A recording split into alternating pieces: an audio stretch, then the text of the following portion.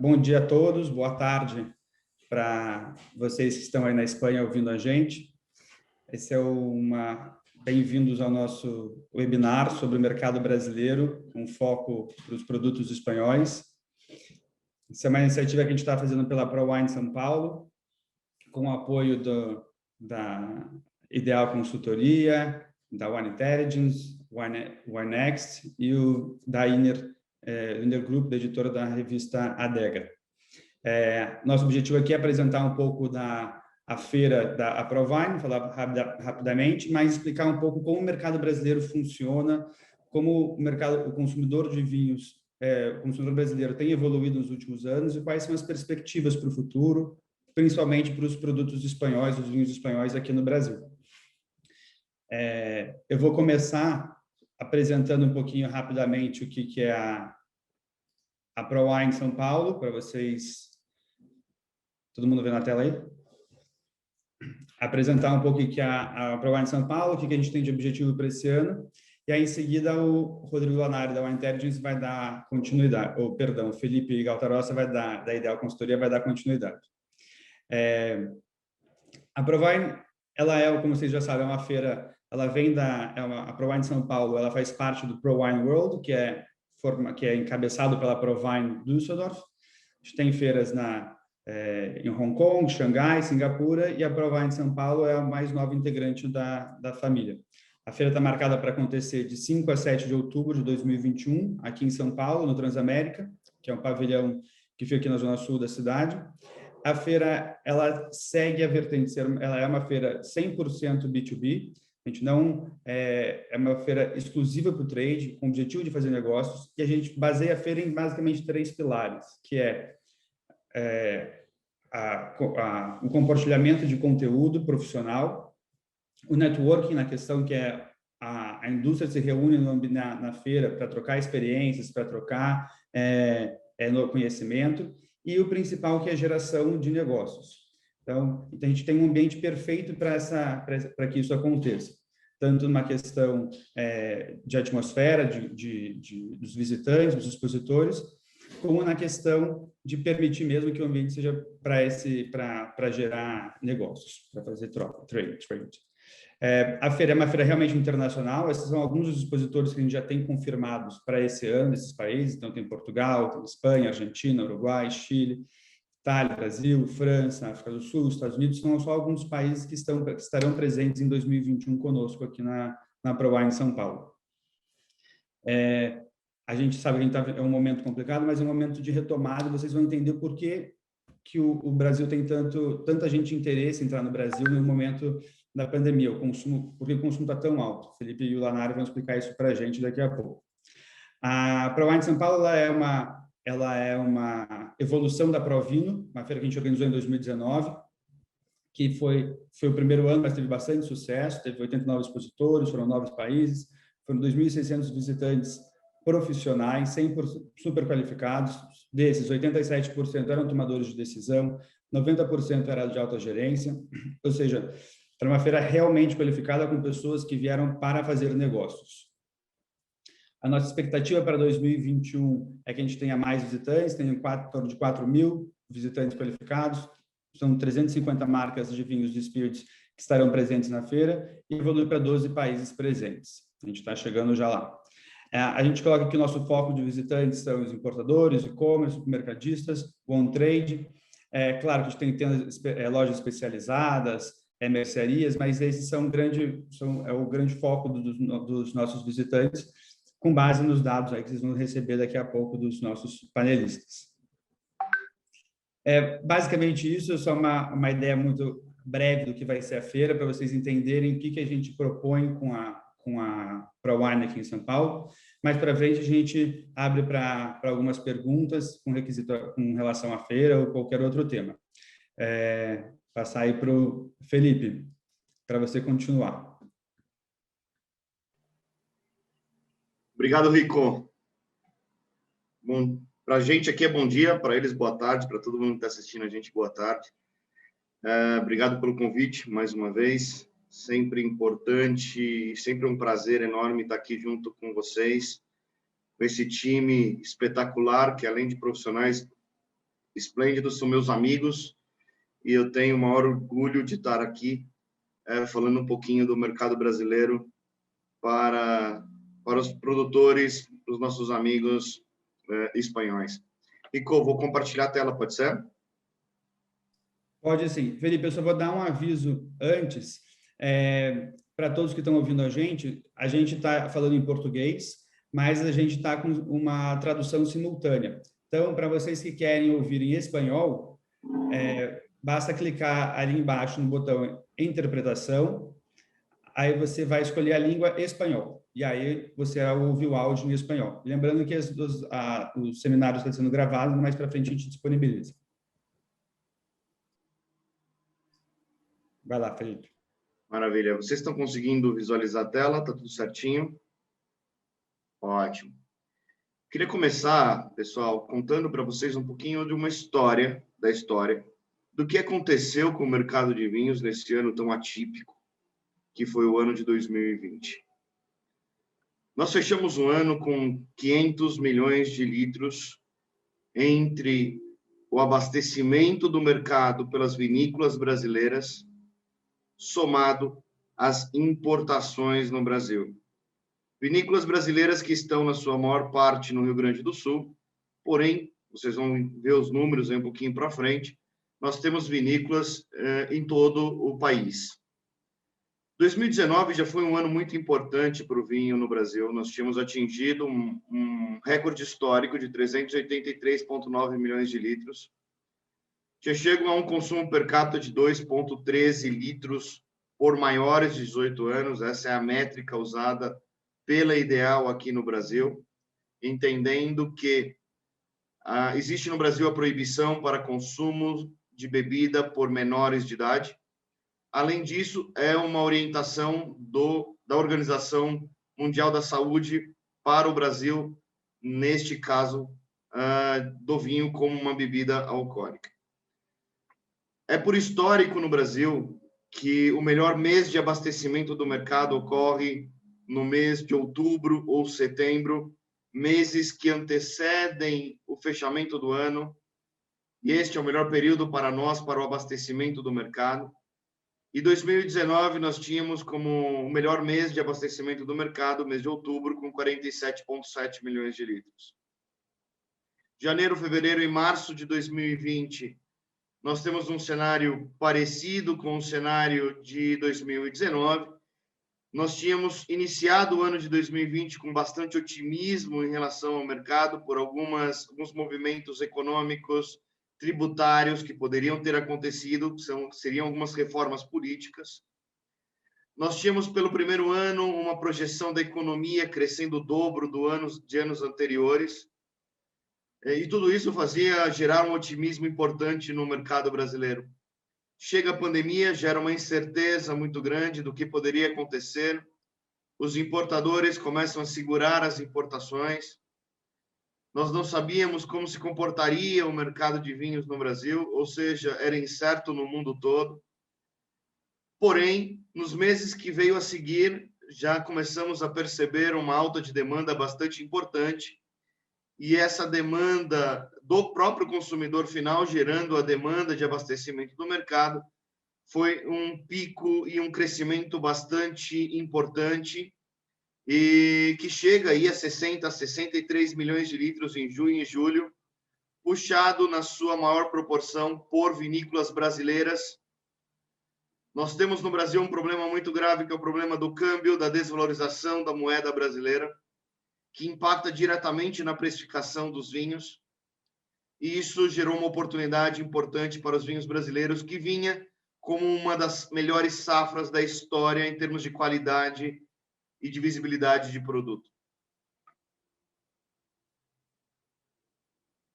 Neste gráfico, quero deixar bem claro o movimento da quarentena e o quão atípico foi o ano de 2020 para o Brasil, com 117 milhões de litros a mais do que foi comercializado ou abastecido ao mercado neste ano tão diferente. A economia estava mais otimista, ainda que com a pandemia, preocupada sim, mas ainda otimista, nós acreditávamos que essa pandemia teria um tempo de duração mais curto do que está tendo. As pessoas estavam com o psicológico ainda de enfrentar a crise com maior força, acreditando que duraria 3, 4 meses. E quando as pessoas foram para dentro de casa, foram com o intuito de ir para a cozinha, de cozinhar, de beber bem, de ficar com a família, de viver esse momento. Momento diferente do que vivemos em 2021, e aí depois falo um pouquinho das minhas preocupações para esse ano, mas quero deixar aqui claro que nós temos um crescimento muito importante no Brasil, mas diante de um ano muito atípico, porém importantíssimo para o mercado brasileiro. O mercado teve uma redução de 1% na comercialização dos espumantes brasileiros, número que, apesar de uma queda pequena, foi comemorado pelo setor, com o fechamento das aglomerações, casamentos, festas.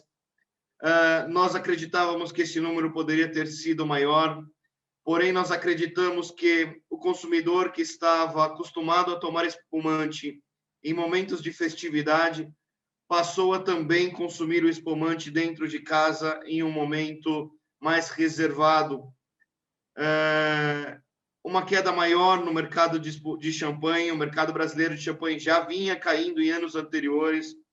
Não foi só a pandemia que causa a queda de champanhe no Brasil.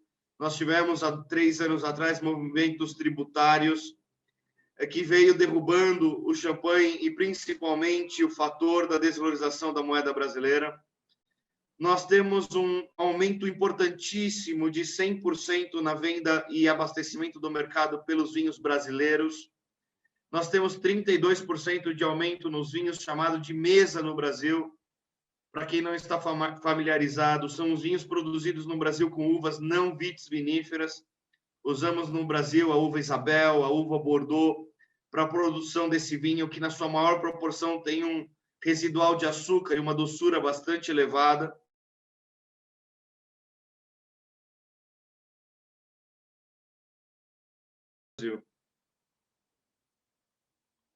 No Brasil, nós temos 1.003 vinícolas brasileiras, sendo 66% delas no estado do Rio Grande do Sul. Quem conhece o Brasil sabe que o Rio Grande do Sul está no sul do Brasil, na parte de baixo do país. É um clima mais frio, mais propício à produção de espumante, porém a concentração total das vinícolas brasileiras está no sul do Brasil. Porém, temos crescido bastante o volume de vinícolas e a produção do país em outros estados, como Santa Catarina, Paraná, que também está no sul do Brasil, São Paulo, que está no sudeste, Minas Gerais, Pernambuco, que está no nordeste do Brasil, e outros estados, mais 56 vinícolas. Tivemos um aumento importante de 17% nos importadores brasileiros, na qual chegamos a 575 empresas importadoras no Brasil. Porém, as 30 maiores importadoras, em valor, representam aí 74% do mercado brasileiro. Eu trouxe rapidamente os dados do mercado de espumante, porque a gente tem aí a Espanha liderando esse mercado no Brasil. Nós temos uma retração do mercado de 2010 até 2016. Em 2016, vocês viram em slide anterior que nós temos 84% do mercado são espumantes brasileiros. E com um problema de safra no Brasil, nós tivemos um desabastecimento da indústria nacional. Por conta disso, um volume de importação bastante elevado para suprir essa demanda do consumo de espumante no Brasil. Com a retomada da safra e da comercialização dos espumantes brasileiros, novamente uma retração do mercado de importação de espumante, mas o Brasil importa 425 mil caixas de 9 litros, esse é o número de 2020. Nós tivemos uma queda maior nos espumantes brancos, uma queda menor nos espumantes rosés, que tem aí uma tendência que virou já realidade, mas continua com uma tendência forte de crescimento nos espumantes e nos vinhos, incluindo aqui, obviamente, também os espumantes rosés brasileiros.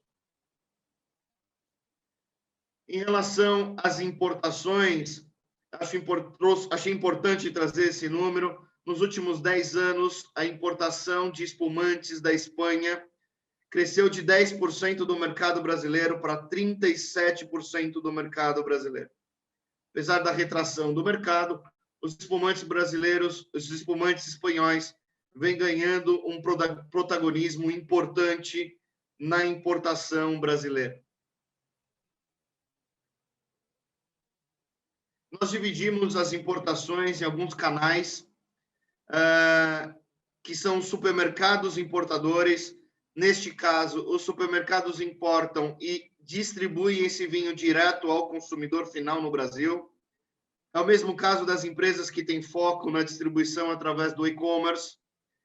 É o caso aqui de grandes players como wine.com.br, Evino, Sociedade da Mesa, Sonoma, que tem foco na distribuição através das plataformas digitais.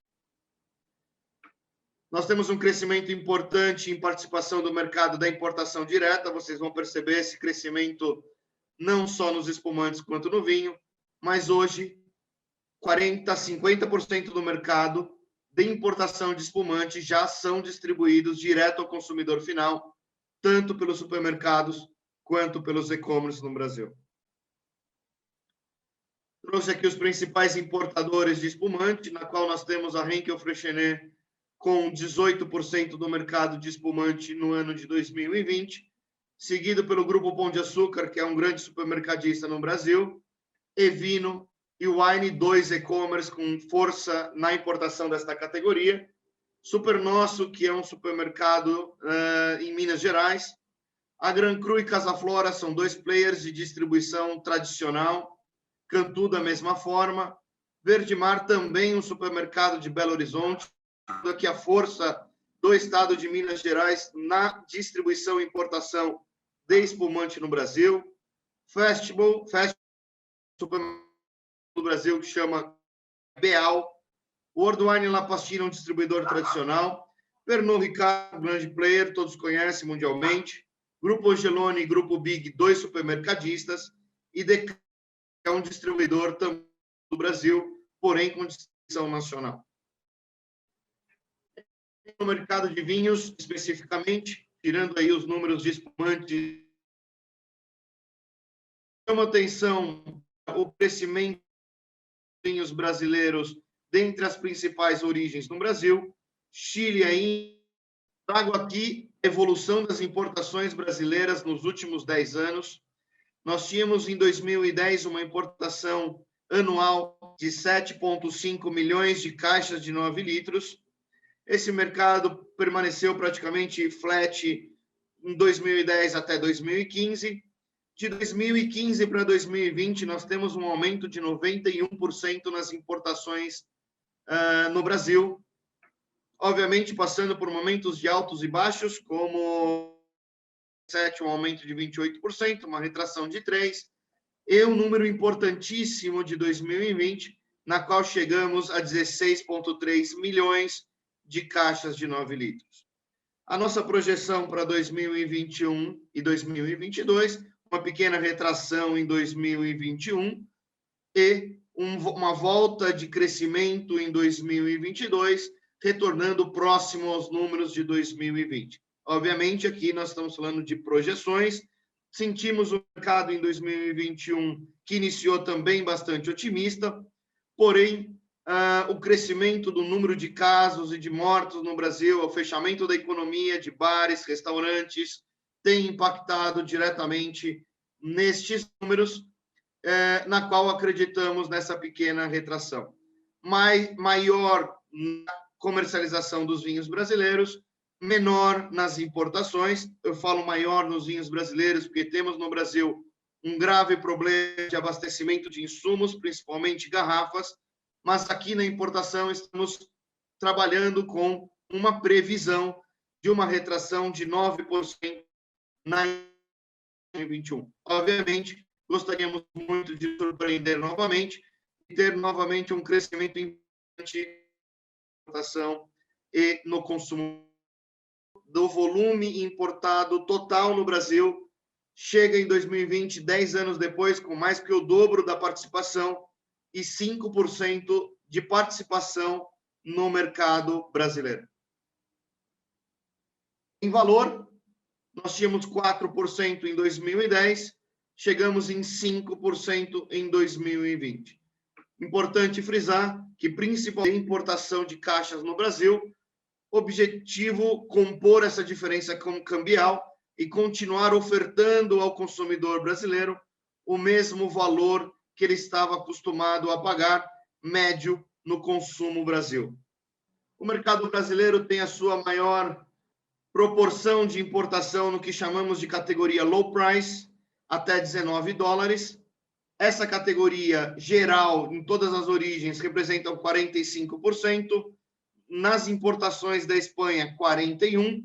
A Espanha está mais concentrada em custo médio FOB na categoria entry-level, que representa nas importações da Espanha 32% das importações.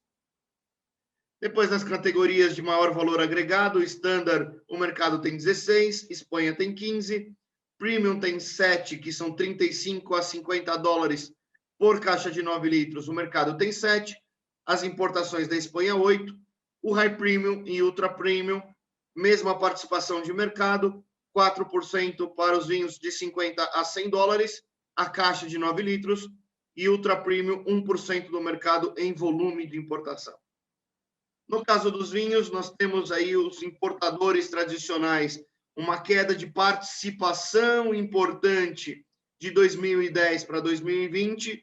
Essa queda de participação não é uma queda de números absolutos. O mercado em volume permanece sendo importado, um pequeno crescimento de 2010 para 2020 nos importadores tradicionais, mas por conta do alto crescimento do mercado nos últimos 5 anos, impulsionado pelo crescimento dos supermercados na importação direta e das empresas digitais, tem uma queda na participação de mercado.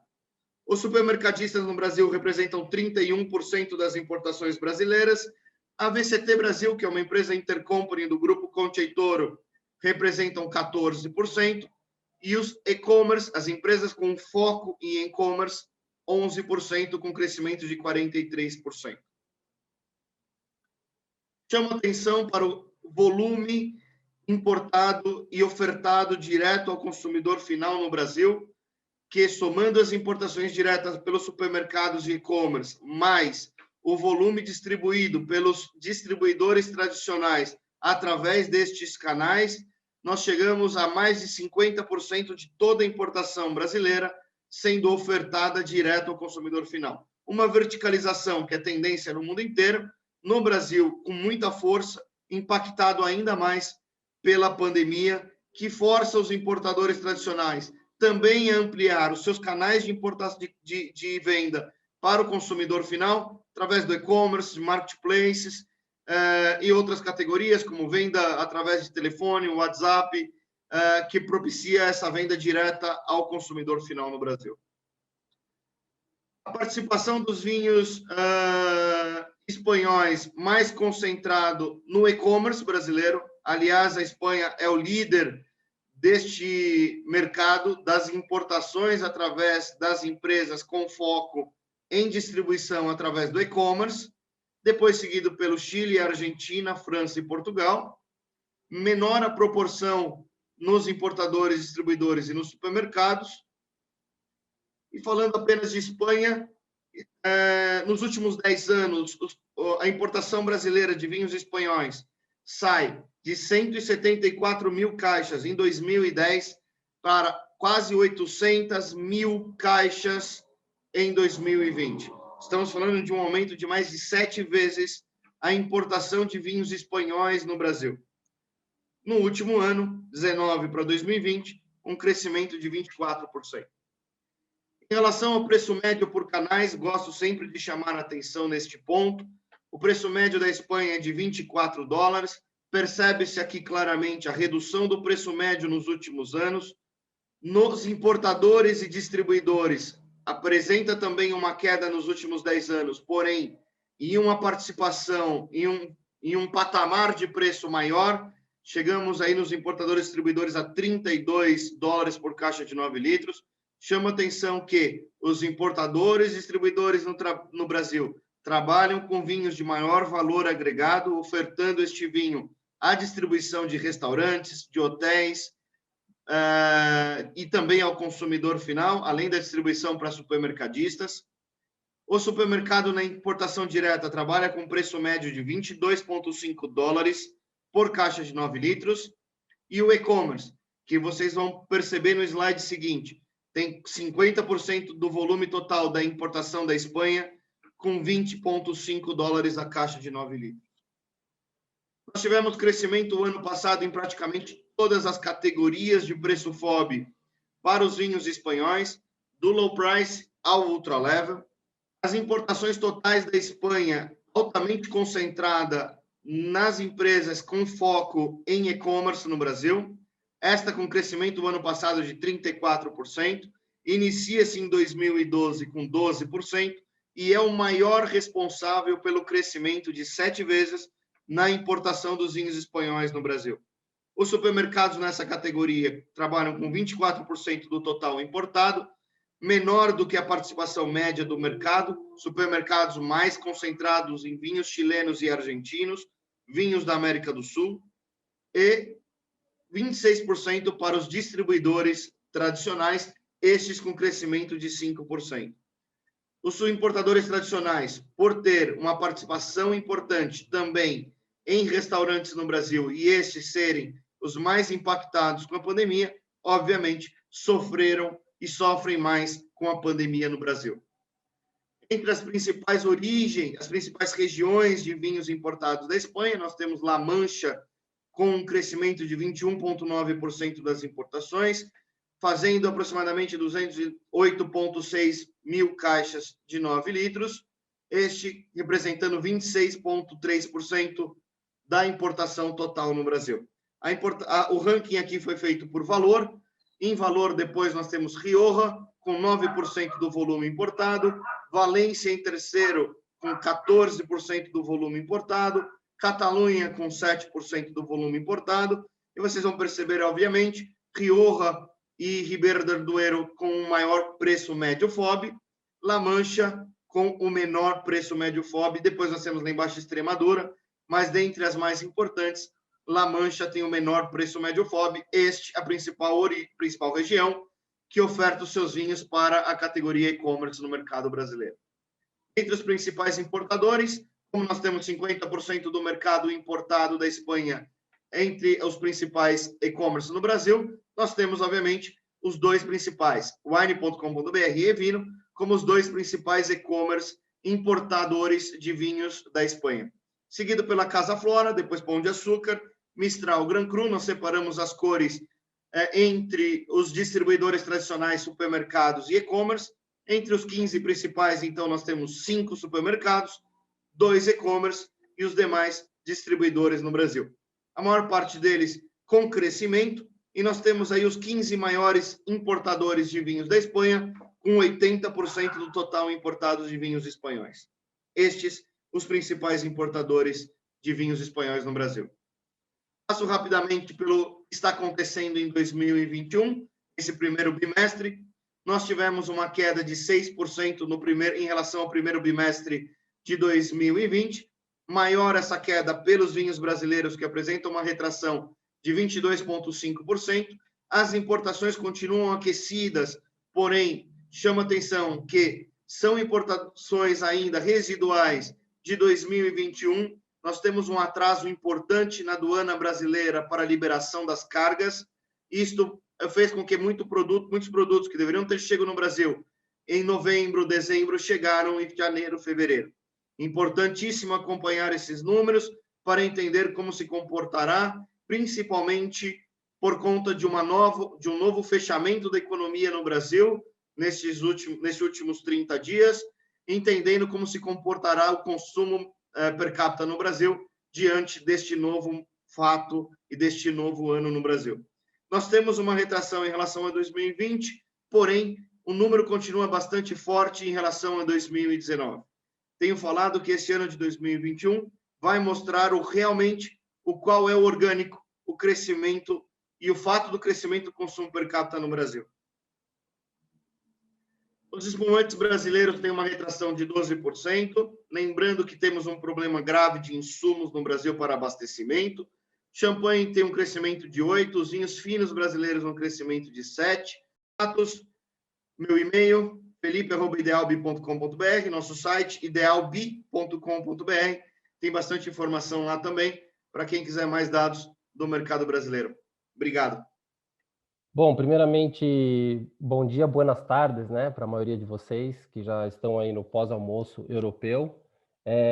Queria começar agradecendo o convite da ProWine por essa oportunidade de poder falar um pouco sobre o Brasil aqui e estar junto com o Christian Burgos e com o Felipe Galtarossa, complementando. É sempre interessante, né, quando a gente olha um assunto sob diversas perspectivas. Então, aqui, logicamente, que eu também me fundamento nos dados de mercado da Ideal e procuro complementar também com alguns dados de pesquisa, né, do ponto de vista do consumidor, né? Quem é que está gerando esse número? Quem é que vai e compra? Quem é que faz cair, crescer? Quem é que conhece, não conhece? É o consumidor que está lá na ponta. Então, meu nome é Rodrigo Lanari, eu represento a Wine Intelligence aqui na região da América do Sul, né? Brasil, Chile, Argentina, Uruguai. E eu tenho uma consultoria chamada WineNext, que apoia empresas do vinho nas suas estratégias de negócio, desde entrada a mercado até comunicação e tudo mais. Eu queria começar aqui fazendo um registro pessoal sobre a Espanha, né? Eu comecei a trabalhar com vinho em 2004. Na época na Expand, né, uma importadora bastante relevante do segmento. E a gente gostava muito de fazer apostas, né? Que vinho que vai ganhar o top 100 da Wine Spectator, qual que é a próxima variedade do momento. E eu fiquei muito marcado com o fato de que a Espanha, na nossa cabeça ali naquele momento, né, em 2004, era a grande aposta. A gente achava que a Espanha ia ser o grande boom, né, no mercado brasileiro.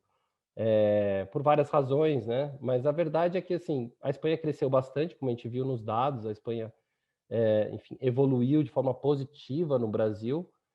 No entanto, ainda é um player pequeno, né? E que tem grande potencial no Brasil. Então, eu continuo achando que a Espanha é uma promessa aqui. Eu diria que enfim, pode chegar muito mais longe do que está. E eu queria começar fazendo um comentário até sobre os dados colocados ali pelo Felipe, né? Porque como é que a gente torna uma categoria relevante, né? Existem dois drives que são cruciais, né? É a disponibilidade física, né? Estar com o produto no lugar certo, na hora certa, onde está o consumidor, e a disponibilidade mental. É fazer com que as pessoas lembrem do seu produto e prefiram o seu produto. E aqui, quando a gente vê uma região que, apesar de crescer bastante, está bastante concentrada no e-commerce e no supermercado, me levanta um ponto de interrogação com relação a como é que estão sendo construídas as marcas da Espanha, né? E o trabalho de construção de marca, muitas vezes, ele é um pouco mais longo, um pouco mais duro, e ele requer aí um posicionamento do produto em canais especializados, em importadores tradicionais. Ele requer marcas importantes puxando a categoria, né? E esse produto, assim, o resultado disso é um posicionamento, digamos, de um preço médio talvez um pouco acima da média do mercado.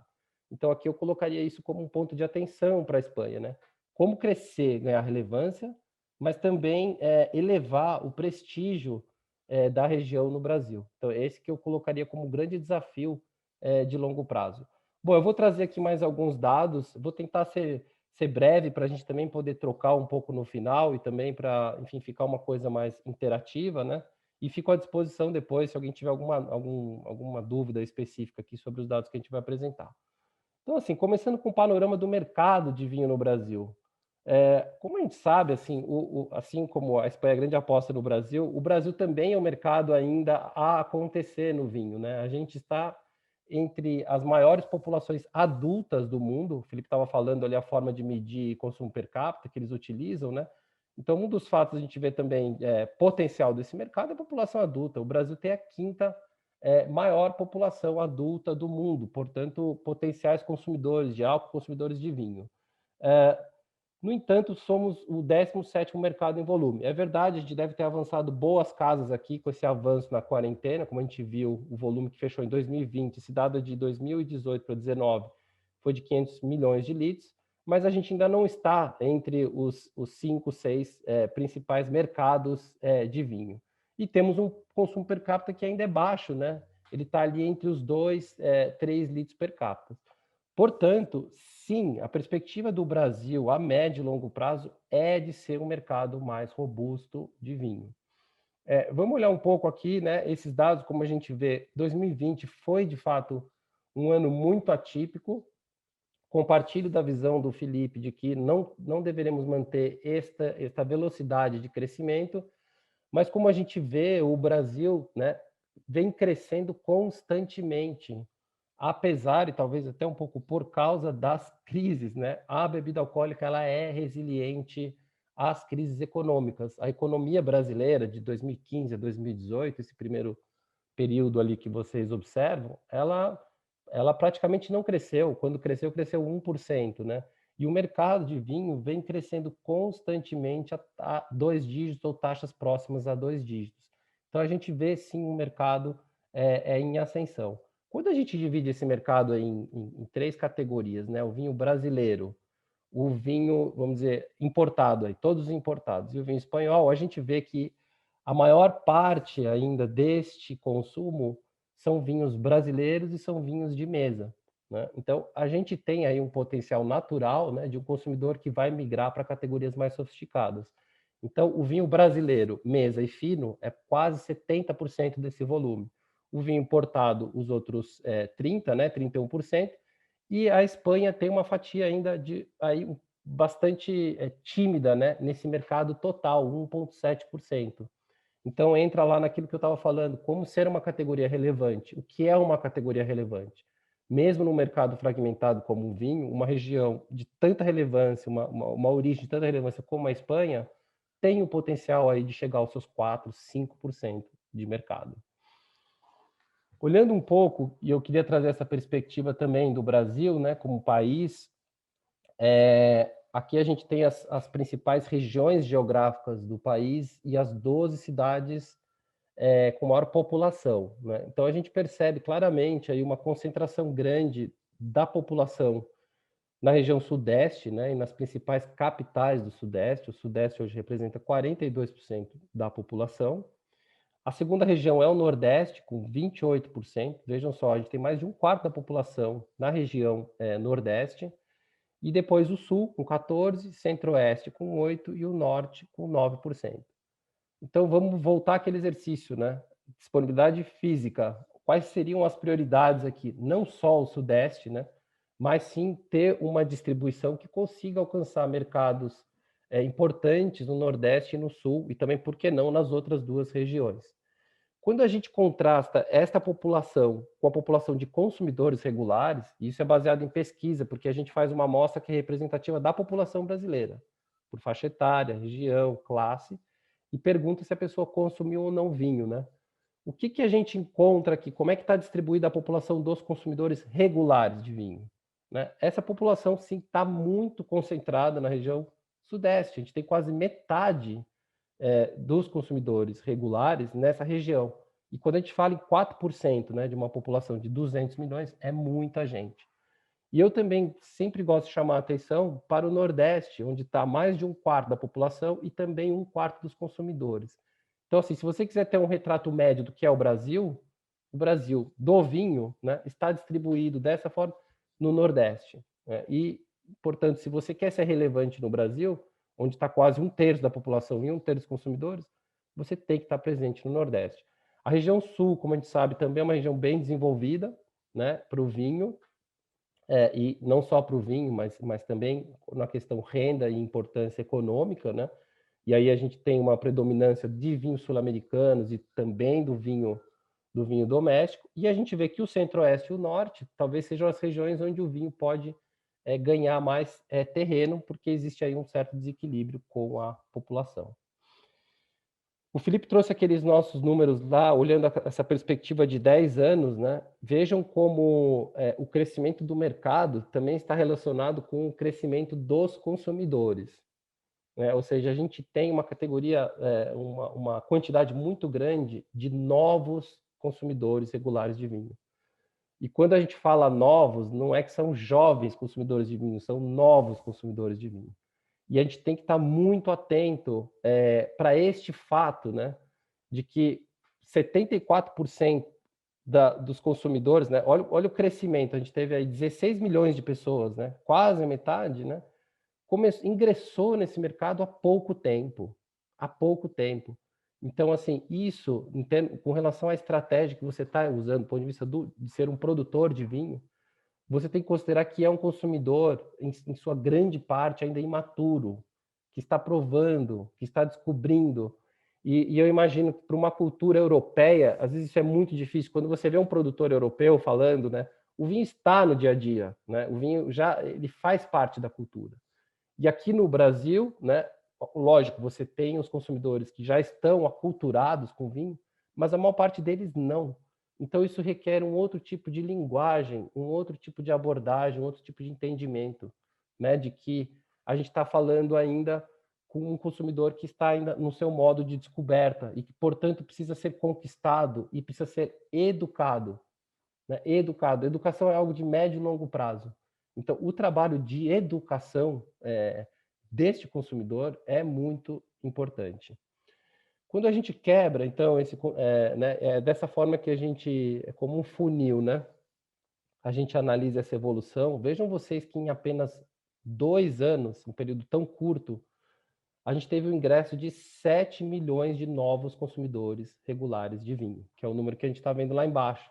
De 32 milhões de consumidores regulares, passamos a 39 milhões. É um crescimento considerável. Percebo que esse consumidor regular, esse crescimento também é acompanhado pelos consumidores de vinho, ou seja, existe realmente mais gente consumindo vinho, né? A gente vendo no número 74 para 83, aumentou 8 milhões de pessoas que afirmam consumir vinho, né? E este mesmo crescimento se dá nos consumidores regulares. Então, a gente tem, sim, um aumento dessa base. Agora, tem um outro número que eu queria chamar a atenção, que está ali na direita, no 2020, né? A gente tem 83 milhões de consumidores de vinho e 39 milhões de regulares. O que significa isso? Tem mais gente que não consome vinho com regularidade do que consome vinho com regularidade.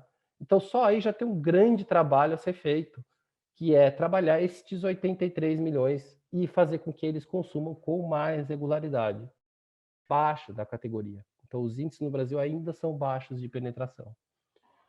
Entrando um pouco mais no detalhe dos consumidores, esse é um estudo que a gente fez agora, recente, em 2020, né? Como é que a gente divide esses segmentos, né? E a gente, enfim, isso é com base em pesquisa, mas também em clusters que são pelo vinho importado, né? A gente tem o consumidor que a gente classifica como um explorador comprometido. Ele é um consumidor de faixa etária mais média, né? Mas o vinho tem um alto grau de importância no estilo de vida deles. Eles não são apenas de faixa etária média, mas também de renda um pouco mais baixa do que os premium. Então, assim, eles têm um alto nível de interesse também, mas eles ainda não consomem vinhos de valor tão alto e exploram, né? Depois a gente tem o consumidor que é classificado como premium esporádico, né? Ele é um consumidor de frequência um pouco mais baixa, mas que o vinho tem um papel importante para ele, de status, um papel social, um papel relevante, né? De lifestyle para ele. Então, ele não consome com tanta frequência, né? Mas quando ele compra um bom vinho. Então, vejo que aí, né? Este sim é um consumidor que ele depois pode migrar, né? Para ser um consumidor mais frequente, né? Ou que, inclusive, pode gastar ainda mais à medida que ele descobre mais sobre o produto. Depois, na categoria 4, né? Essa é uma categoria muito representativa em número de consumidores, são os mainstream ocasionais, são consumidores de poder aquisitivo mais médio, também têm interesse pela categoria e consomem marcas mais conhecidas, né? E aí a gente está falando, sim, do consumidor mais massivo. E os últimos 2 segmentos, né? Os caçadores de oferta, os tradicionais de baixa participação, são consumidores de faixa etária um pouco maior e de menor engajamento, menor envolvimento com a categoria. Quando a gente olha isso num gráfico em que a gente compara, né? Como é que esses segmentos, ali os segmentos estão em inglês, mas é a mesma ordem, né? Estão distribuídos né, na população de consumidores, que é o gráfico da esquerda, né, como é que eles estão divididos aí na população. Depois, como é que isso se traduz em volume, né, em quanto eles consomem. E, por fim, em gasto, né, vejam só, né, como aquele primeiro segmento que a gente falou, que corresponde a 12% da população, gasta quase 40% né, do mercado total. Portanto, como estamos bastante concentrados aí nessa categoria, né? Essa é a categoria que mais aporta. Então, também é muito difícil. E o interessante disso é quando a gente fala o consumidor, né? Não, peraí, tem vários consumidores, né? E a gente pode realmente ter bastante clareza de como é discrepante isso. Pegando uma outra categoria aqui, como eu falava, uma categoria que é maior, né? Que são aqueles premium ocasionais, né? Eles são 20%, mas eles consomem menos e gastam apenas 10%, né? É o terceiro cluster ali. Ou mesmo os mainstream, que são 17%, mas consomem 26% do volume. Esses são os consumidores que consomem o vinho básico, o vinho do dia a dia, né? Então, esse aqui é só um retrato mais básico, mas depois a gente tem todo o detalhamento dessa informação. Então, se você é um produtor, e acho que a estratégia de início, né? Quem que você quer alcançar, qual é o público-alvo, isso aqui é uma ferramenta importante. Um outro dado que eu queria trazer aqui, que sempre me chama a atenção sobre o Brasil, é como o consumidor está realmente e se define como um consumidor aberto a provar novidades. Acho que isso é extremamente positivo para vinhos importados, é positivo para novas regiões, para novas variedades. A gente tem um consumidor que se define, 70%, né, diz que está aberto a provar novos tipos e estilos de vinho. E vejam que quando a gente compara este número com outros mercados, né, mesmo nossos vizinhos aqui, latino-americanos, como a Colômbia e o Paraguai, este número é mais baixo. E os mercados mais maduros é mais baixo ainda. Portanto, temos um terreno fértil aqui para trabalhar novas categorias, né? Agora, este consumidor precisa ser educado, né? Ele precisa se sentir confiante. Então, esta oportunidade também apresenta um desafio.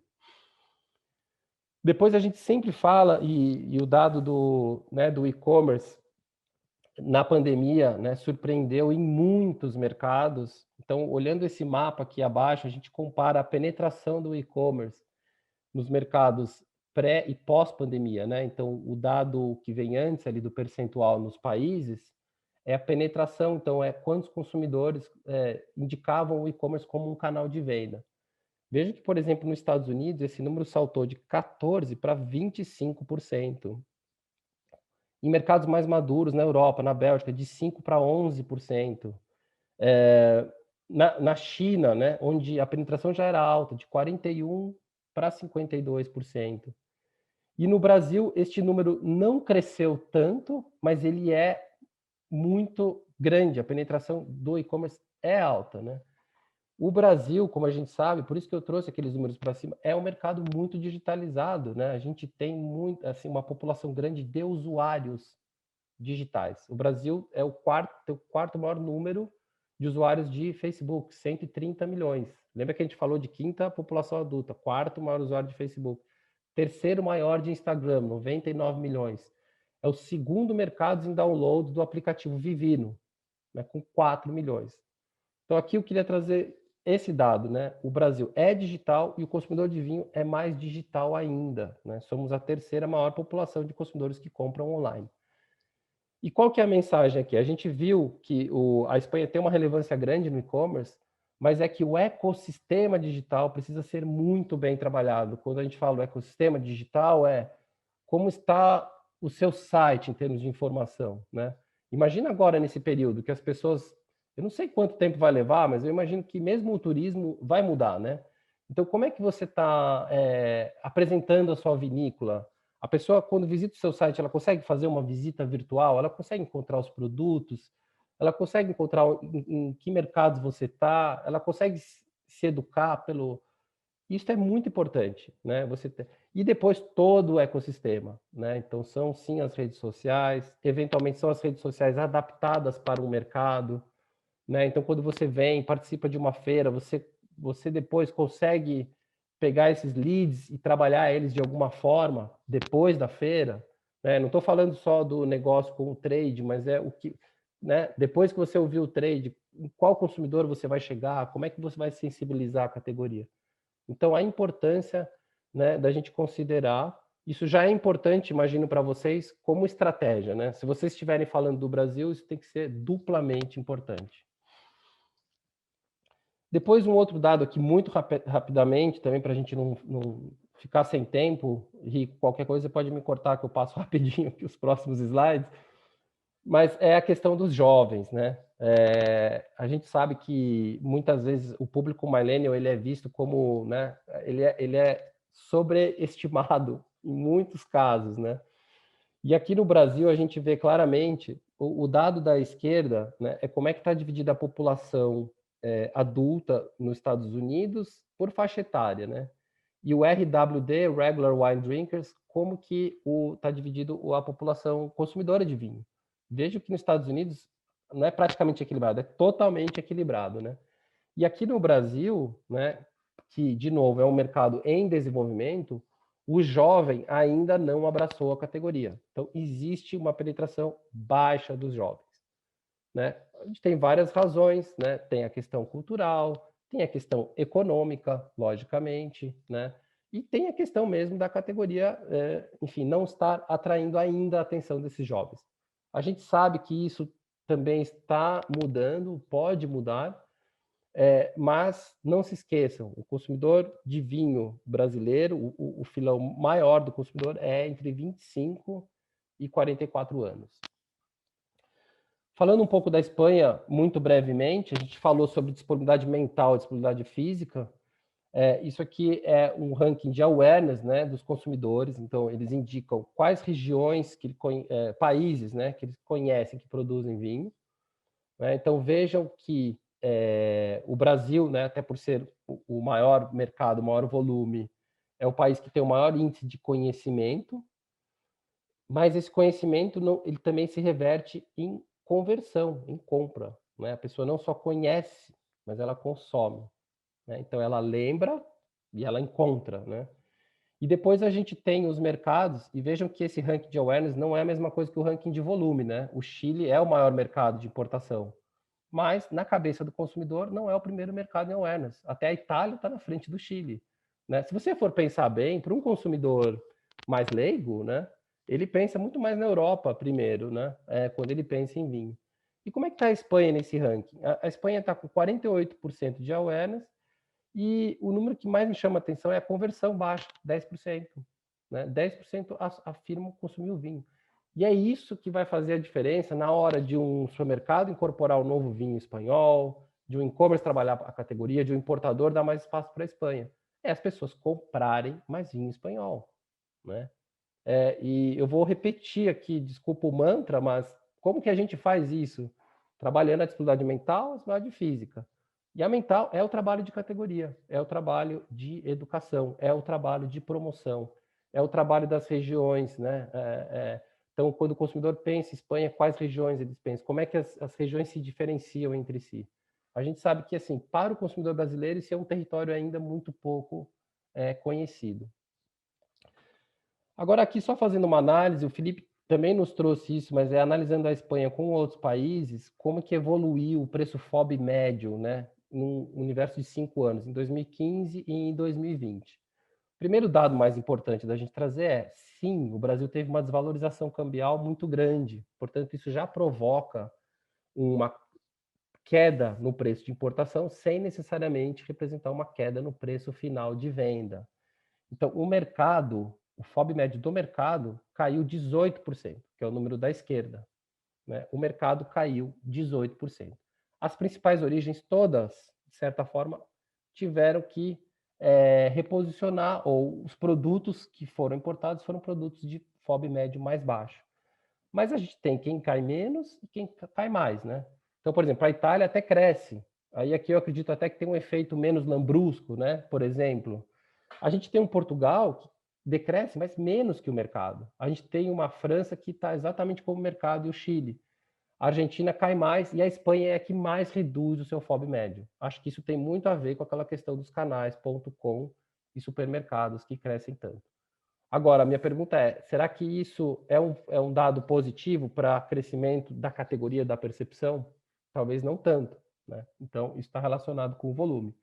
Quando a gente vê esse mesmo dado e as diferenças de market share, né, a gente vê que o Chile, mesmo em linha com o mercado, ele conseguiu crescer quase 2% de market share, né? Portanto, ele não precisou ter muito reajuste, digamos, no FOB para ter um crescimento de share.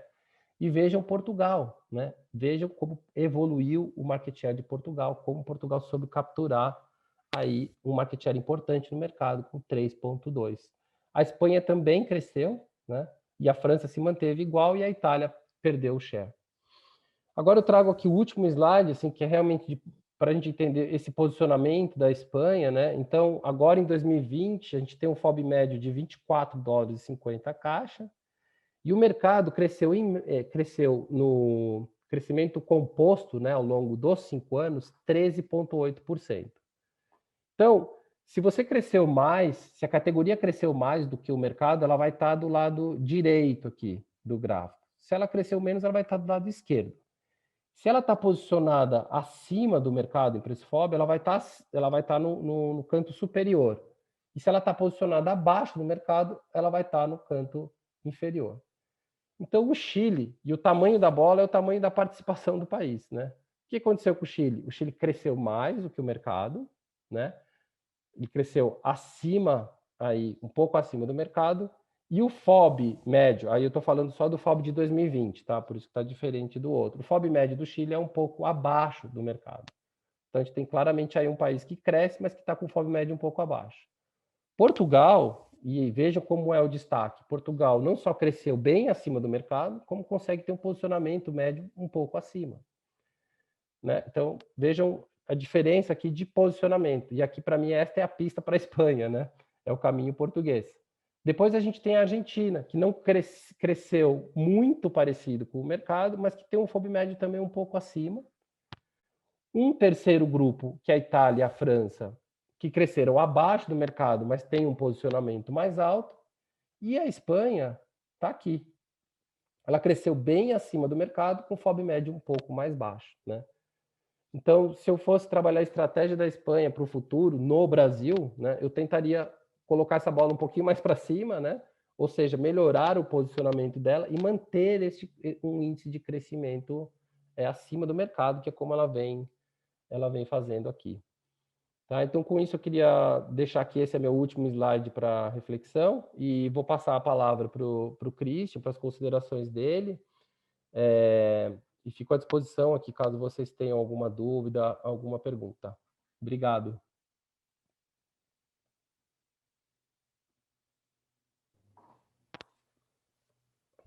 Posso começar, Rico?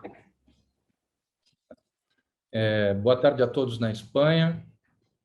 Boa tarde aos nossos colegas que estão aqui no Brasil e aos amigos. Lanari, Felipe, Rico, é sempre um prazer discutir o mercado de vinhos brasileiro com vocês.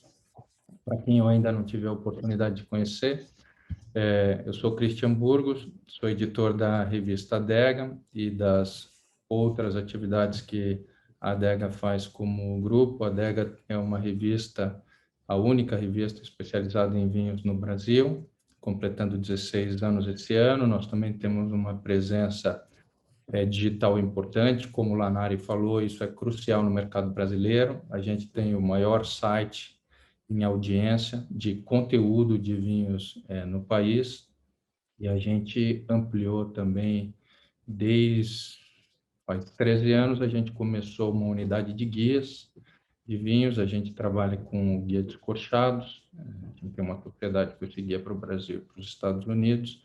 Esse guia cobre os principais mercados sul-americanos, Chile, Argentina, Uruguai e Brasil. A gente tem guia do Brasil específico também há 14 anos.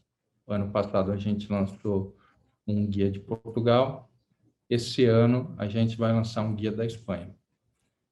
Respondendo um pouco ao que o Lanari falou, eu venho acompanhando também, até por uma questão emocional. Meus avós são espanhóis Eu venho acompanhando o mercado da Espanha desde o começo do trabalho na revista, e a gente acredita que a hora da Espanha é agora.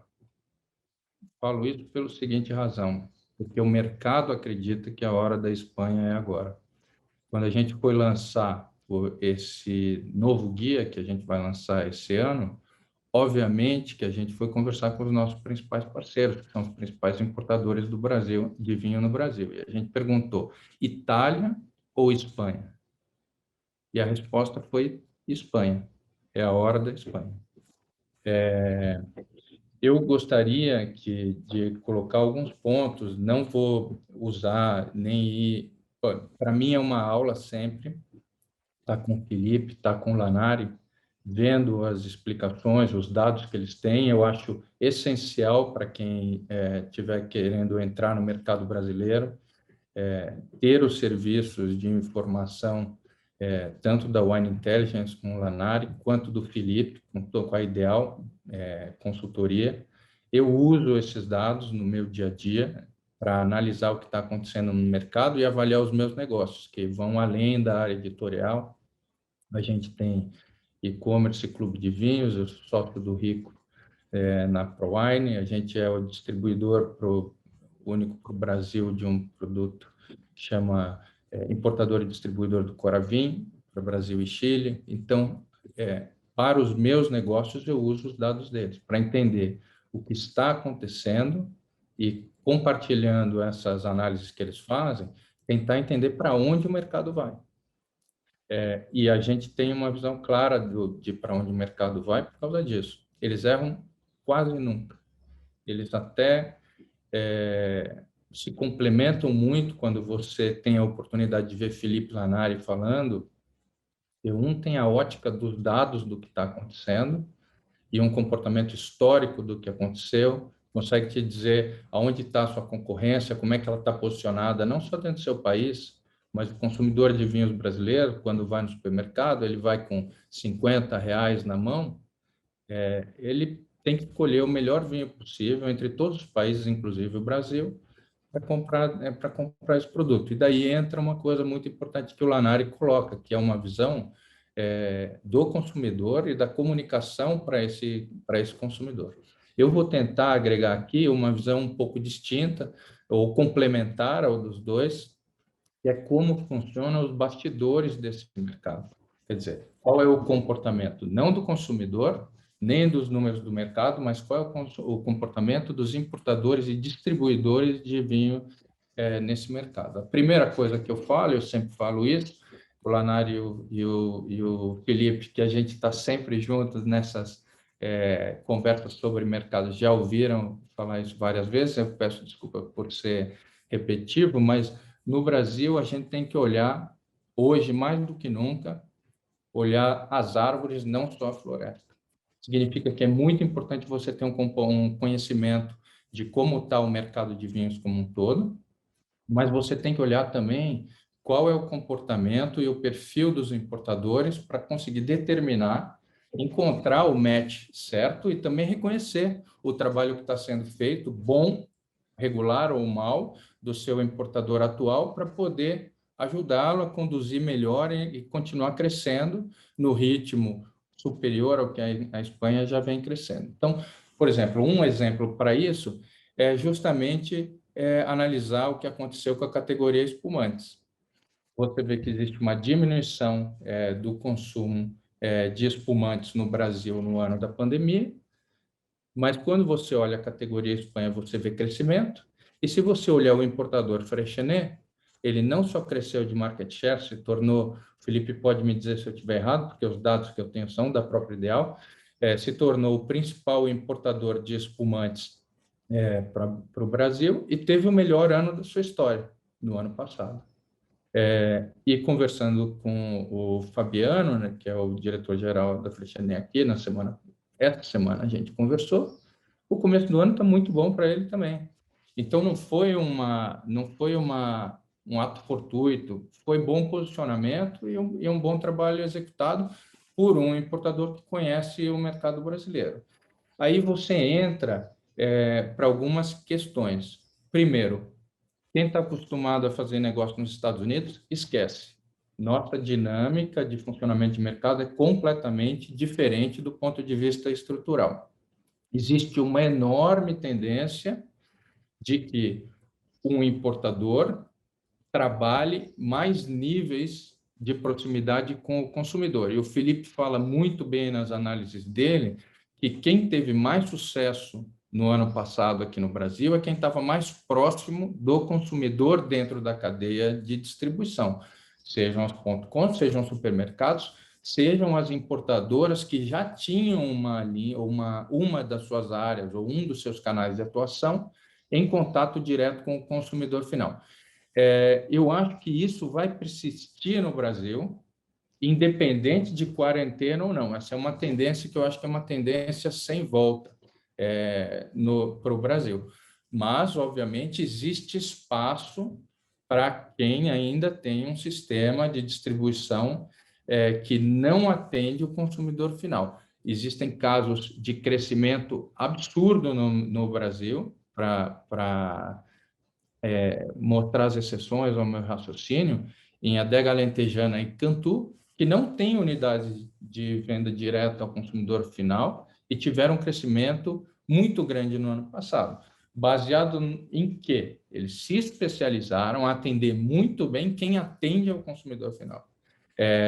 E eles buscaram produtos e portfólio para servir esse vendedor ou esse distribuidor ao consumidor final nas condições necessárias do mercado no ano passado e nos últimos anos, com uma mudança expressiva na taxa de câmbio, uma desvalorização grande do mercado brasileiro. Bom, quando eu digo que o Brasil é diferente dos Estados Unidos, é que aqui não existe o First Bank of Florida. Aqui, os bancos são nacionais.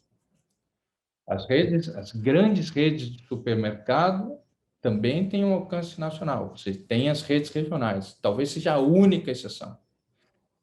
A mídia é nacional. As redes de concessionárias são nacionais. Todo o funcionamento do Brasil é um funcionamento nacional, em sua grande maioria. Então, o sonho de todo mundo é conseguir ingressar em um desses distribuidores nacionais com capacidade de operação multicanal. Esse é o sonho. Quer encontrar um distribuidor dos sonhos para você? E aí, a segunda parte. Tem que estar em um desses 30 que o Felipe falou, porque esses 30 principais importadores de vinho para o Brasil concentram 74% de todo o valor de vinho comercializado aqui no país. Pronto. Por que eu acho que é a hora da Espanha e por que eu acho que o Lanari não ganhou a aposta dele em 2004, falando que a Espanha era a bola da vez. Eu também acreditava naquele momento, né, a Adega foi lançada em 2005, a gente acompanhava o mercado um pouquinho antes, que a Espanha, que estava crescendo e se posicionando muito bem nos Estados Unidos, a gente achava que isso poderia acontecer aqui. A Espanha virar um grande player do mercado brasileiro. Como vocês viram, o Brasil tem no seu top 6 uma distribuição de market share entre países que você não encontra em nenhum país do mundo. E aí, na minha opinião, isso tem a ver com a forma como o vinho espanhol chegou no Brasil. Então, a gente, infelizmente, não teve uma concentração muito grande dos grandes ícones espanhóis ou de grandes ícones espanhóis em uma única importadora, no início da nossa atuação no Brasil. Quando isso aconteceu, nenhuma importadora sozinha consegue fazer o mercado, consegue criar um posicionamento de marca-país, sobretudo se o país não está bancando esse posicionamento de marca. E foi o que aconteceu. Então, eu adorava comprar na Península, mas a Península, do ponto de vista de categoria concentrava demais, concentrou demais o lançamento dos produtos espanhóis no Brasil. A mesma coisa aconteceu com outro xodó do mercado americano, que foi a Austrália, com a KLM. Então, por isso que eu acredito que a Espanha tem uma nova oportunidade de relançamento no Brasil nesse momento. É uma história a ser contada. Quando você vê a entrada do vinho espanhol ali no e-commerce, nos .coms, pegando um público iniciante numa categoria de preço mais baixo, se o produto que essas pessoas estão começando a consumir de Espanha, a conexão e a familiaridade deles com a Espanha vai ser maior. Se eles aumentarem na cadeia de consumo ou evoluírem na cadeia de consumo, como o Lanari mostrou, rumo a consumidores mais qualificados, mais frequentes e com maiores expanding ou gastos em vinho, Espanha vai crescer naturalmente. Essa é uma oportunidade. Quando eu volto um pouco ali para os importadores, para a gente falar, se esses importadores já estão posicionados, esses 30 primeiros importadores, que eu expando um pouquinho até os 50 primeiros importadores, à medida que a categoria Espanha vai crescendo, vai se abrir o que aconteceu com Portugal aqui no Brasil, porque antes os principais importadores tinham Portugal no portfólio. De repente, a categoria vai crescendo, eles têm Alentejo, tem Douro. A categoria vai crescendo, esses importadores também vão ampliando o seu portfólio, pensando nas regiões do país, que à medida que o conhecimento daquele país vai se estabelecendo, você consegue criar subcategorias dentro da categoria país. Então, sim, existe espaço para entrar nos principais importadores do Brasil, à medida que vão se criando a necessidade de subcategorias.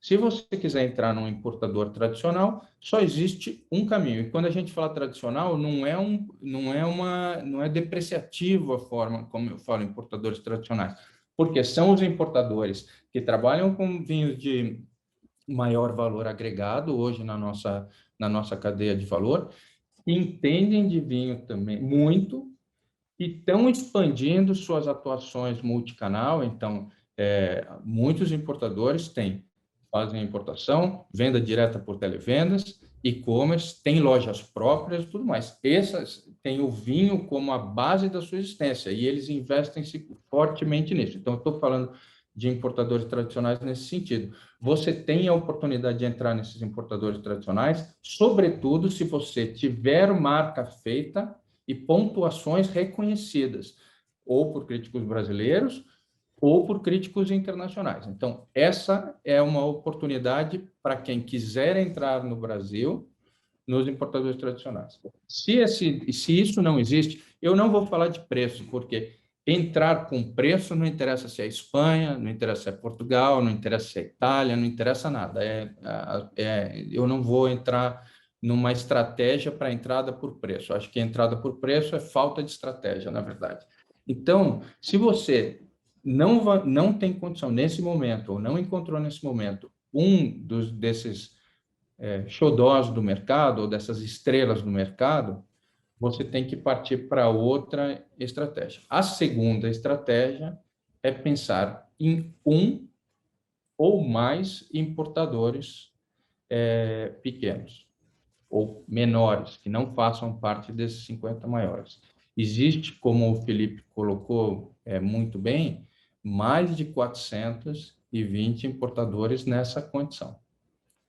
Alguns dos grandes importadores de hoje cresceram começando com uma marca ícone. Volto a levantar o caso da Cantu, que cresceu tendo como sua base de lançamento uma vinícola do Chile, a Ventisqueira. E existem diversos casos em que isso aconteceu. Bom, se você tem uma estratégia de crescimento e posicionamento de marca premium, na minha opinião, encontrar um importador médio ou pequeno que tenha coerência no seu portfólio com o seu posicionamento de marca e produto e crescer junto com ele. Uma outra alternativa, que é uma alternativa de aceleração, que vem sendo adotado por produtores do Chile, produtores da Itália, e mesmo produtores da Espanha, é criação multimarca para canais regionais de distribuição. Se esse não é o seu caminho, também tem a terceira alternativa, que eu acho que é uma alternativa viável, e é você ter distribuidores ou importadores e distribuidores alocados por região. No longo prazo, isso é um problema enorme, ou tem se revelado um problema enorme. Por quê? Sendo o Brasil considerado um país nacional ou de cultura nacional, você vai ter conflito de canal dentro da sua marca. E você vai ter problemas de posicionamento. Acontece, quem é que vai distribuir pela internet dos seus importadores regionais? Qual o posicionamento de preço que isso vai fazer e quem vai investir na sua marca? Ninguém vai investir. Então, quando você vê casos como a chilena Pérez Cruz, que optou por uma estratégia de multidistribuidor, eles têm um profissional presente no Brasil, cuidando do posicionamento geral de marca e trabalhando para evitar os conflitos de canal.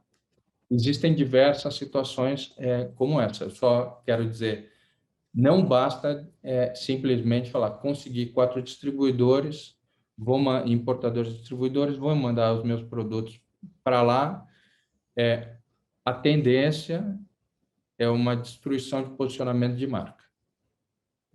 Então, isso é o que eu acho que é onde está a oportunidade, mas é onde também está o desafio que determina a forma como você vai entrar no Brasil e a forma como você vai conduzir ou construir a sua marca aqui. A gente viu muitos casos nesse período histórico que a gente trabalha na indústria, de marcas com enorme potencial e que se perderam no meio do caminho. Ou porque fizeram múltiplas trocas de importador.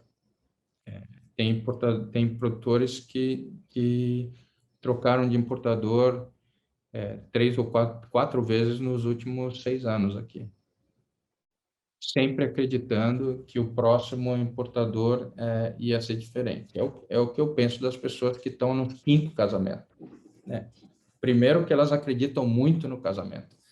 O segundo é que, em algum momento, você tem que reconhecer que talvez o problema não esteja no teu parceiro ou na sua parceira de casamento. Então, tem que fazer um exercício interno. Trocar demais não é o caminho. Trocar, às vezes, é uma necessidade, mas trocar demais não é o caminho. Quando as pessoas perguntam para mim, estou pensando em mudar de importadora para o Brasil e tudo mais, eu sempre faço a pergunta, você está crescendo? Você está recebendo em dia? Sim. Não pense em mudar, porque vai sempre chegar alguém e falar para você, quanto você está vendendo? Um container? Puxa, se fosse comigo, eu estava vendendo 2. Sobretudo para as marcas muito bem posicionadas aqui no Brasil. E eu já vi trocas acontecendo. E daí a importadora, de fato, compra 2 containers no primeiro ano, depois fica 2 anos sem comprar. Porque o mercado depende de uma série de atividades. Eu acredito muito, volto a falar, eu estou colocando os problemas e os desafios da entrada no Brasil, mas eu acredito que hoje existe muito mais desafio para uma marca de Portugal entrar no Brasil do que para uma marca da Espanha. O Brasil é território virgem para a Espanha. Existe muito mais dificuldade de uma marca do Chile entrar e conquistar market share e tamanho no mercado brasileiro do que para uma marca da Espanha. O Brasil para a Espanha, nesse momento, é uma terra de oportunidades.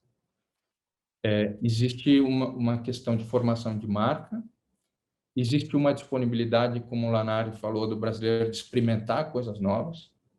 Essa talvez seja uma das principais características do mercado brasileiro. A gente está aqui com alguns mestres do mercado de wine education. Eu vi que o Arthur de Azevedo, da ABS, está aqui conosco. Ele podia estar aqui falando de mercado no nosso lugar também, E ele pode atestar como, e aliás aprendo isso com ele, né? Eu sei que a Kelly Bergamo da The Wine School também está, do W7, ele pode atestar como o brasileiro tem interesse em wine education maior do que a média dos outros países. Eu sei porque eu estava avaliando como era o funcionamento do mercado nos Estados Unidos, a gente tem operação editorial nos Estados Unidos também, e o mercado de wine education não tem o volume que tem proporcional à população e ao consumo de vinhos aqui no Brasil. Aqui no Brasil é importante conhecer, socialmente importante conhecer de vinho. Isso faz com que o vinho tenha um apelo, como vocês viram nos números do Lanari, baixíssimo aquela pergunta, que é uma coisa que sempre me preocupou no mercado americano, baixíssimo. Eu tomo qualquer vinho com tanto que o preço, eu considere que o preço esteja correto. No Brasil, eu nunca vi ninguém falar isso para mim. Eu não conheço uma pessoa que fale, eu tomo qualquer vinho com tanto que o preço esteja correto. As pessoas podem responder até absurdos do ponto de vista de conhecimento, porque elas estão começando, mas elas não respondem que a principal determinante da sua escolha de vinhos é preço.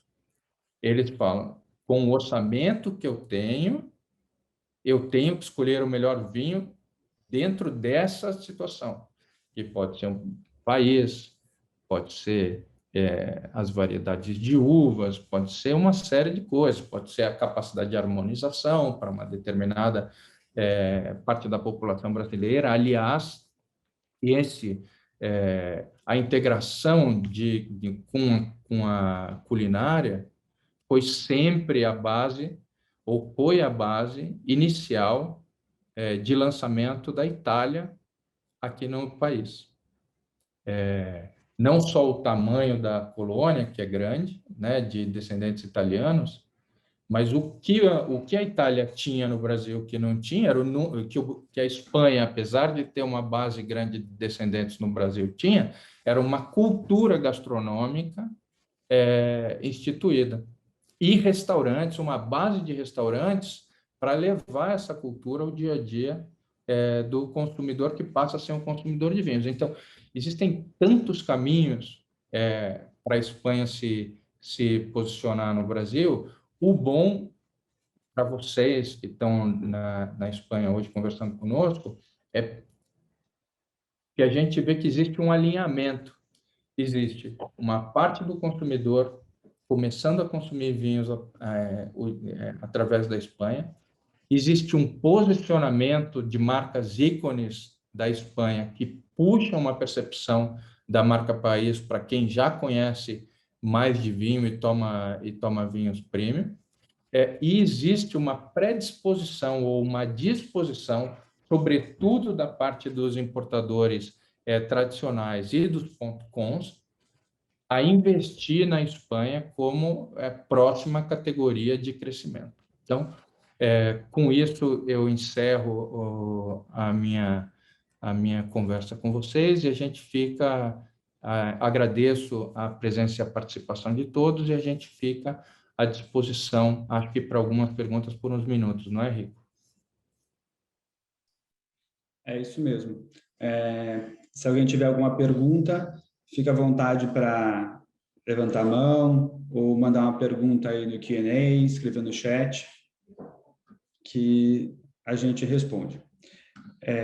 Eu vou aproveitar e fazer um comentário aqui que me foi pedido pelo WhatsApp e vou fazer em espanhol, porque me foi pedido para falar em espanhol. Então, vamos lá. A informação que queremos passar também sobre a feria é dizer que nós estamos buscando, aparte de la feria, tenemos otras acciones de promoción que también podemos ayudarlos a ingresar en Brasil. Como ha dicho Lanari, que sobre la importancia de posicionar la categoría en el país, nosotros ayudamos como ProWine a hacer presentaciones aquí en Brasil para el trade y también ayudarles, ponerles en contacto con escuelas de educación, de institutos de educación como The Wine School, ABS y otras, para hablar directamente con el consumidor, a enseñarlos sobre la categoría, a enseñarles sobre la región, o sea, a crear la cultura del vino en Brasil. Entonces, nosotros hicimos este trabajo el año pasado con Prodeca de Cataluña, aquí en Brasil, y ojalá lo vamos a hacer otra vez este año, pero es un otro servicio que nosotros de ProWine también ofrecemos acá en Brasil. Otra vez, si tenéis dudas, por favor lo hagan, pueden hacer por el chat o el Q&A o pedir para hablar y abrimos para hacer la pregunta hablando. Bom, voltando aí para o português, uma pergunta que apareceu, eu vou deixar para vocês três. Bom dia, eu gostaria de saber a opinião de vocês sobre os vinhos ecológicos orgânicos no Brasil. Qual o posicionamento existe entre os importadores e os consumidores? Vamos seguir a ordem aí com o Felipe. Rico, eu acredito que é uma pergunta que eu acho que o Christian tem maior embasamento para responder. Deixo para ele. Vai, Cris, com você. Não resta dúvida que existe um carinho e atenção pelo consumidor brasileiro à sustentabilidade e ao tema do orgânico. É uma categoria que tem crescido aqui no país, sim. Eu acredito que isso pode se tornar talvez um fator decisivo de compra no curto prazo. Existe um nicho de consumidores que estão conectados a essa categoria como um elemento absolutamente definidor de compras, né? Então, quando você entra não só nos vinhos sustentáveis, mas você entra em todo o tema dos vinhos naturais e dos biodinâmicos, existe crescimento nessa categoria. Agora, para a forma como eu vejo, isso é um diferencial de um produto que quer atingir um mainstream, mas toda vez que um produtor se coloca só na caixa de falar o meu principal atributo é ser um vinho biodinâmico, um vinho orgânico ou um vinho sustentável, você trabalha num nicho ao invés de trabalhar numa tendência. Não sei se eu fui claro essa definição. Existe um percentual pequeno de consumidores que falam, eu quero vinhos biodinâmicos. Beleza, existe aí é quase como um culto. Pessoas que lutam por essa categoria, que pregam essa categoria e tudo mais. O consumidor, em geral, e eu acredito que, sobretudo, os consumidores de grandes vinhos ou de vinhos de maior valor agregado, têm outros elementos como principal definidor de sua decisão de compra. Eu ainda acredito que aqui no Brasil, ainda acredito não, eu sei que aqui no Brasil, você ter boas pontuações ou medalhas na sua garrafa é um elemento definidor de compra mais importante do que você ter o selo de orgânico. Não estou falando isso para diminuir a importância de você trabalhar a sustentabilidade, nem os selos orgânicos, nem nada disso. Eu só estou querendo colocar em perspectiva para você como um consumidor faz a definição de compra aqui no país. Então, é um atributo desejável, mas não essencial para o crescimento no Brasil. Agora, é um diferencial.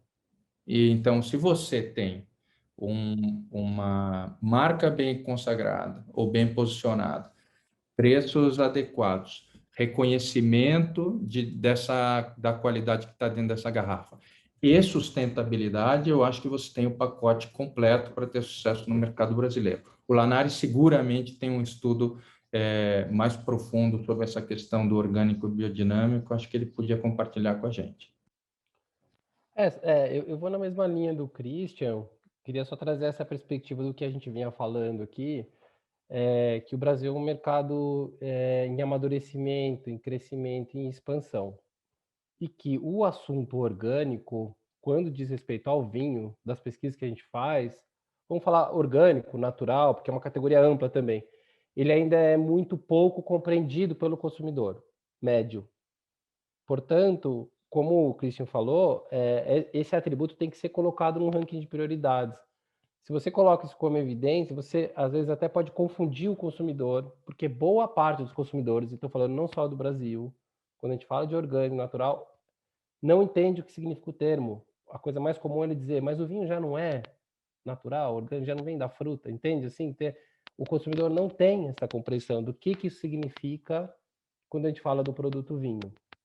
Então, sim, existe um nicho, sim, existe uma tendência de sustentabilidade, né, no longo prazo, mas, de fato, se calcar nesta atributo como algo diferencial, né, e quando a gente fala de diferencial também, assim, o consumidor está disposto a pagar a mais por um produto que é orgânico versus não orgânico? A resposta é, ainda não temos evidência no Brasil sobre isso, portanto, assim, o assunto não é nem tão bem compreendido, quanto mais assimilado um valor a ele. Então, eu teria... Lógico, a gente tem que tratar o assunto com cautela, mas quando a gente fala do Brasil, a minha visão é bem complementar aqui ao que o Christian trouxe. Acho que está respondido. Só para dar um dado, né, para Tá. acrescentar, esse é um assunto que vem evoluindo, a própria legislação, a gente vê vinhos com selo, antigamente era muito difícil ter um reconhecimento da certificação orgânica no Brasil, então a gente tem também alguns entraves aí que existiam, que, ao meu ver, já são menores, já é mais fácil, né? Portanto, isso, quer dizer, esse assunto, essa pauta vai estar aí ainda por um longo tempo, né?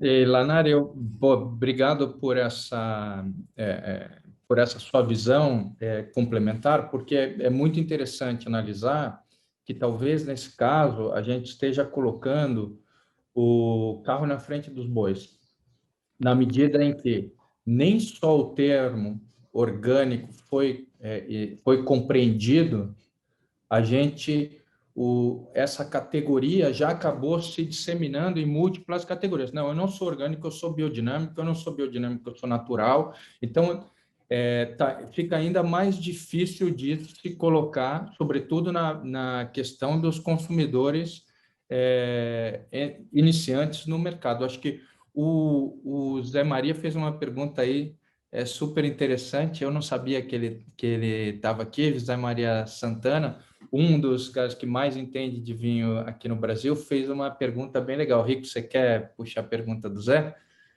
Eu ia falar agora. Ele fez um comentário assim: a Espanha tem crescido, mas em faixa de preços bem baixa. Nesse segmento pode haver vinhos de qualidade, claro. Ainda assim, boa parte é formada por vinhos muito simples. Isso pode prejudicar a imagem do vinho espanhol por aqui? Veja-se o que aconteceu com os alemães da garrafa azul, Lambrusco, etc. E aí, Cris? Excelente posicionamento do Zé Maria Santana, como sempre, e ele está certíssimo.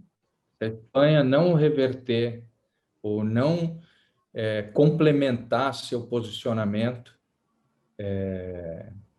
isso pode acontecer. Eu acho que a única coisa que evita que esse risco se materialize imediatamente é que ainda existe o panteão dos ícones espanhóis que estão na cabeça e no desejo dos consumidores. Então, isso faz um balanceamento nisso que não existia e não nos vinhos alemães de garrafa azul, que faz com que os vinhos alemães enfrentem algum preconceito no mercado brasileiro absolutamente indevido pelos velhos consumidores que viveram o início do vinho da garrafa azul. Eu sou um deles. Na época de faculdade, era o vinho que eu tinha dinheiro para comprar, era o vinho que eu comprava. Para mim, já era especial.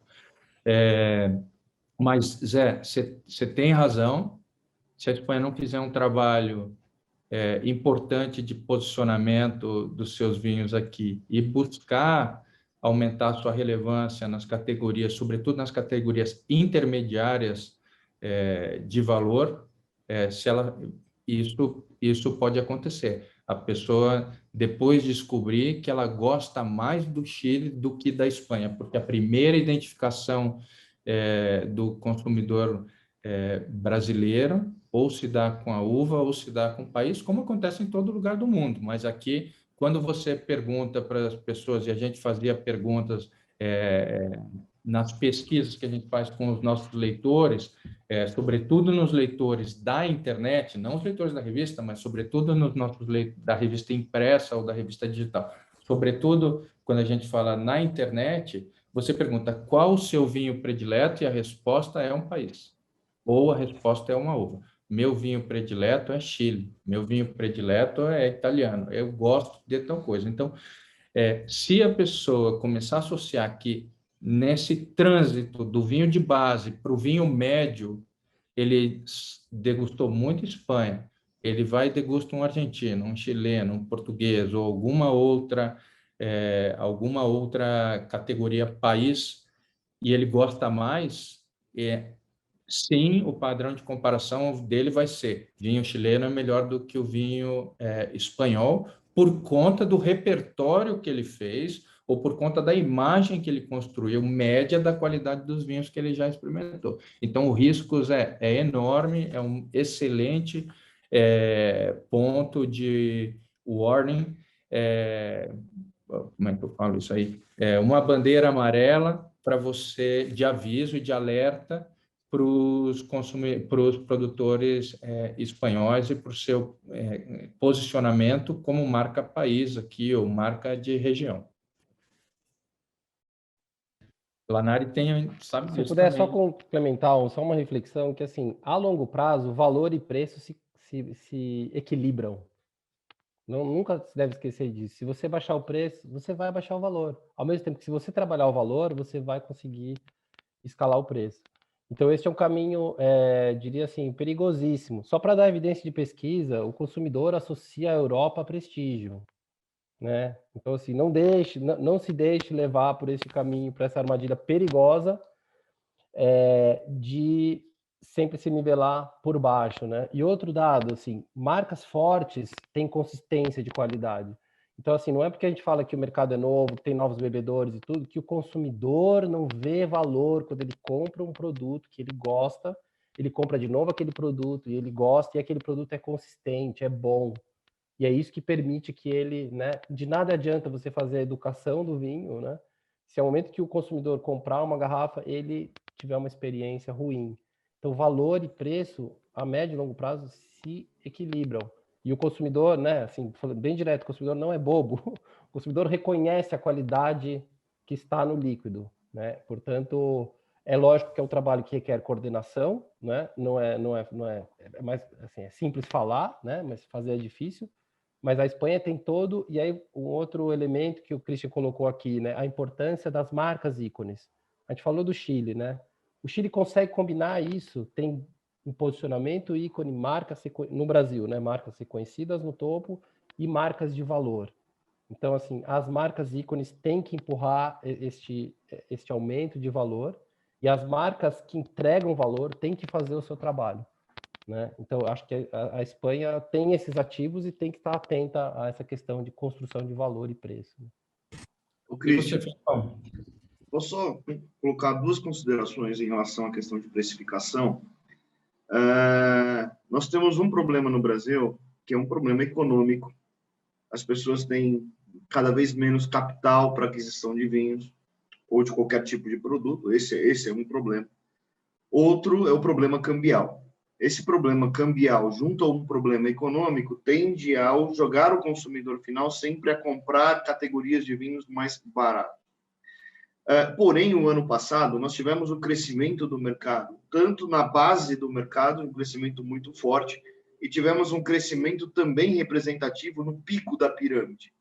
Então, mesmo com a crise econômica, os vinhos de maior valor agregado são afetados menos pela crise econômica. São consumidores que já têm um perfil qualitativo diferenciado no entendimento e absorção do que aquele vinho tem a oferecer, e ele também tem uma condição financeira que sofre menos com as crises mundiais. Então, essa é uma consideração. A outra são os distintos canais e a diferença de consumidores nos distintos canais.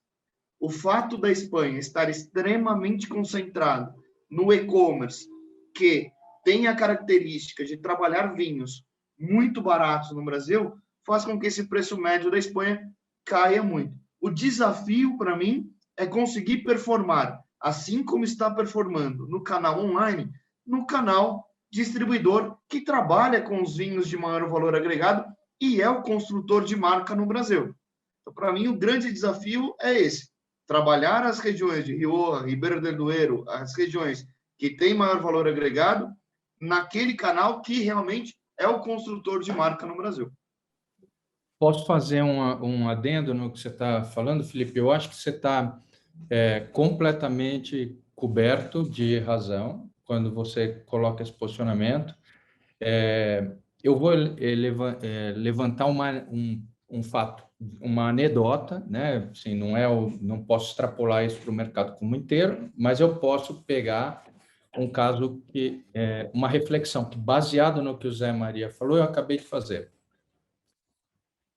O desafio dos pontos puros no Brasil tem sido como manter seus clientes, a grande base dos seus clientes, a enorme base de clientes que eles têm, quando esse cliente evolui como consumidor de vinhos. À medida que ele vai sabendo mais, como manter ele na sua base de consumo, não deixar esse consumidor, na visão deles, ou na estratégia deles, migrar para importadores mais tradicionais, associados a vinhos mais caros e tudo mais. Beleza. Qual é o risco Espanha aí? Quando os dois players estão fazendo uma coisa muito importante, que é buscar um enriquecimento do seu portfólio em produtos com categorias mais elevadas de valor agregado. Qual é o risco Espanha? Eles estão fazendo isso e não estão fazendo isso com produtos da Espanha. Eles estão fazendo isso com produtos da França, com produtos do Chile, com produtos da Itália. Então, quando eles estão divulgando para nós, como mídia, né, como imprensa especializada, aonde eles estão. Agora estamos trazendo uma linha premium. Essa linha premium não tem produto espanhol. É um elemento de alerta importantíssimo, e eu só fiz essa reflexão pelo excelente questionamento que o Zé Maria fez. Desculpa se eu me estendi demais aqui na...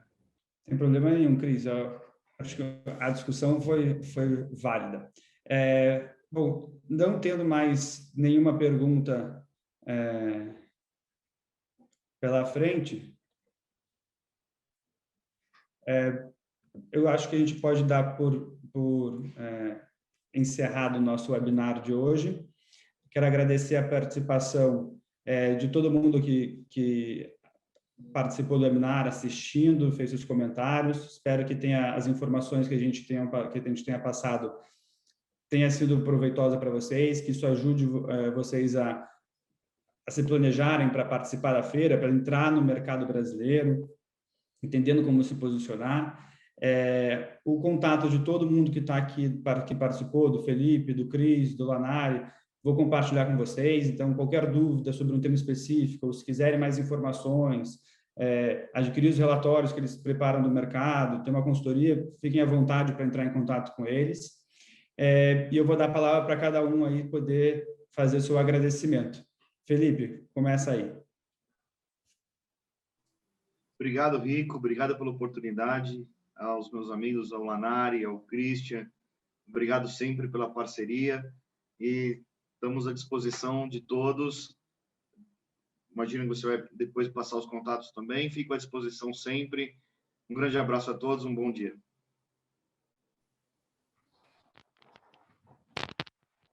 Bom, foi um prazer estar aqui com vocês, discutindo, conversando sobre o mercado.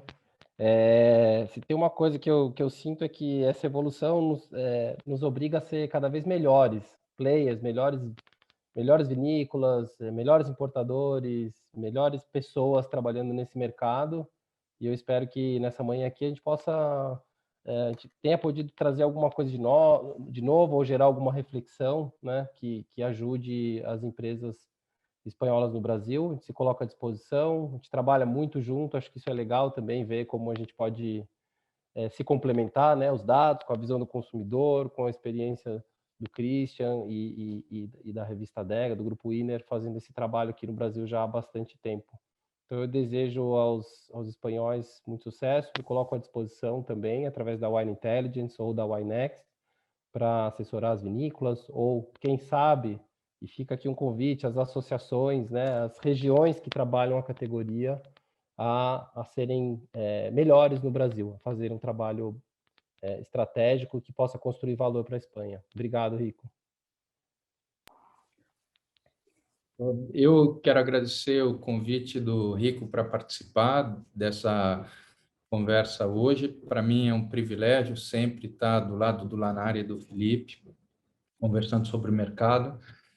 A cada conversa que a gente tem, eu aprendo, muito, com a participação de quem esteve aqui junto com a gente também, debatendo isso, os brasileiros que sabem tanto do mercado brasileiro, tanto ou mais do que eu, e que estão aqui conosco também discutindo, enriqueceram muito o nosso debate. Eu quero agradecer vocês.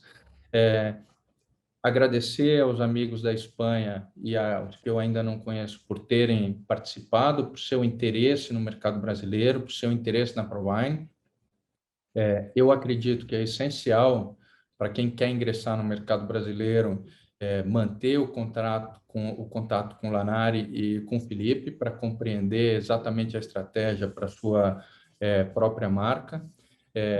Eu espero que vocês participem da ProWine para a gente poder encontrar vocês pessoalmente aqui, conhecer os vinhos de vocês, e quando estiverem por aqui, vai ser um prazer degustar os vinhos com a nossa equipe de degustação e poder fazer o que a gente faz, que é apresentar os melhores vinhos, os melhores produtos para o consumidor, que está ávido por conhecer novos produtos e que está ávido por conhecer novos produtos de qualidade. Então, sejam bem-vindos ao Brasil os que ainda não estão, e saudade de encontrar os amigos que já estão no Brasil e que a gente não pôde encontrar nesses últimos 12 meses, nem aqui, nem na Espanha. Mas acredito que esse tempo ruim está acabando, e se a gente já estava celebrando o mercado de vinhos no Brasil durante a quarentena, imagina a festa que vai ser quando isso daí acabar. Então, sejam bem-vindos e até uma próxima. Obrigado, Rico. Obrigado a vocês, obrigado a todo mundo novamente. Lembrando que a ProWine em São Paulo acontece de 5 a 7 de outubro, aqui em São Paulo, no Transamérica Expo Center. Mais informações para vocês aí da Espanha, vocês podem entrar em contato conosco aqui do Brasil ou diretamente com o nosso representante na Espanha, com o Olivier Rubin, que vocês já conhecem. Fique à vontade para mandar e-mail, perguntas, quando quiserem. E lembrando que, pelo decorrer da semana, a gente encaminha o link para as apresentações que vão subir para o YouTube e o e-mail, o contato dos nossos panelistas. Muito obrigado e uma boa tarde para vocês e um bom dia para quem está aqui no Brasil. Um abraço.